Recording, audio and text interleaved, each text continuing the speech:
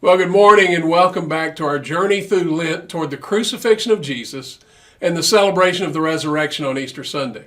You know, there's no question that Jesus was intimately familiar with the warnings that Jeremiah issued to the Jews of his day, and then Jesus turned around and applied those same themes to the Jews of his day. The text today comes from Jeremiah chapter 8, beginning at verse 18 and going through chapter 9, verse 6, and it parallels with John chapter 8, and we're going to look at verses 18 to 20. In Jeremiah, we find him weeping over the condition of the people who are supposed to be the people of God.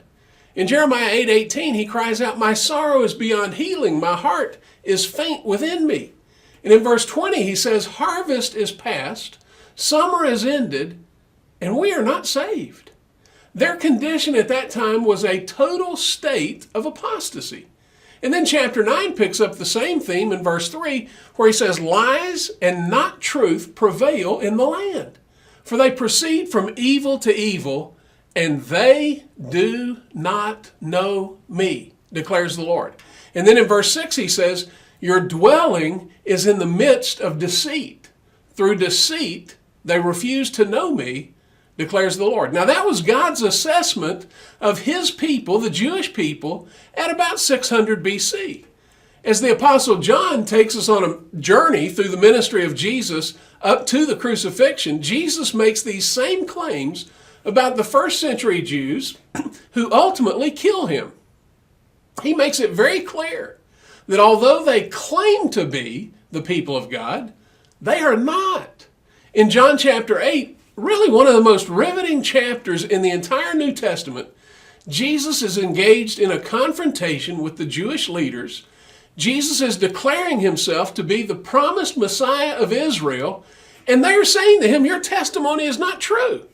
They accused Jesus of lying to them.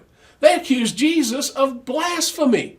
They accused Jesus of being a child of the devil. And in response, Jesus says that even in your law, it has been written that the testimony of two men is true. I am he who testifies about myself, and the Father who sent me testifies about me. Now, what's really interesting about this statement is that Jesus doesn't say, our law tells us, but he says to them, your law says. But then Jesus goes on to make the following claim about the Jewish leadership. And by the way, as this chapter unfolds, it gets even more intense. He says to them in John chapter 8, verse 19, "You know neither me nor my Father. If you knew me, you would know my Father also." Now, don't just gloss over this statement by Jesus to the religious leaders of his day. He tells them that they don't know the Father. They don't know God. Very similar to the words of Jeremiah, "They proceed from evil to evil, and they do not know me, declares the Lord." Now, why did they reject Jesus as their Messiah? Because they did not know the Father. Yes, they were religious. Yes, they offered sacrifices. Yes, they performed the temple rituals. And yes, they said they loved God. But they did not know him.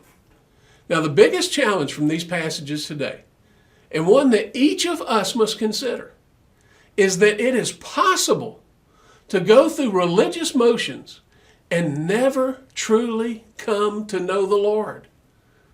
So here's my question for you today. Do you know him? Do you really love him?